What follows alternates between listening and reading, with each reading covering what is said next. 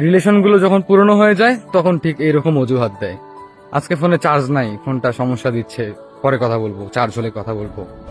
আজকে অনেক ঘুম পাইছে, যান আজকে ঘুমাই প্লিজ, কালকে কথা বলি। ব্যস্ত আছি, এখন কল দিও না, পরে কথা বলবো। আম্মু বাসায় আছে। আরে বাসায় মেহমান আসছে, ফোনটা হাতেই নিতে পারতেছি না। ও আরে মানে ডাটা অন ছিল তো, ঘুমাই পড়ছিলাম, ওই জন্য হয়তো অনলাইনে দেখাইছি। মানে আমি অনলাইনে ছিলাম না। মানে অজুহাতের শেষ থাকবে না। অসুস্থ, মেডিকেলে যাচ্ছি, এখানে যাচ্ছি, সেখানে যাচ্ছি। মানে এক কথায় বলা গেলে আপনার সাথে যেন বেশি কথা বলতে না হয়, এইরকম। মানে আস্তে আস্তে দূরত্ব বাড়াবে যখন রিলেশন মানে একটু পুরনো হয়, বুঝছেন? প্রথম প্রথম তো অনেক কিছু, সেকেন্ডে সেকেন্ডে মেসেজ, খাইছো কি না, না খেলে শরীর খারাপ করবে, হ্যান ত্যান, হাবি জাবি বহুত কিছু। কিন্তু যখন পুরনো হয় তখন মানে ও যে আপনাকে সময় দেয় না, আপনি যদি বলেন যে তুমি আমাকে এখন সময় দিচ্ছ না কেন, তখন সে এটা মানতেই চাইবে না। এরা এটাই বুঝাবে বারবার যে আপনি তাকে ইগনোর করতেছেন, মানে বারবার সে এটাই বুঝাবে যে আপনি তাকে ইগনোর করেন।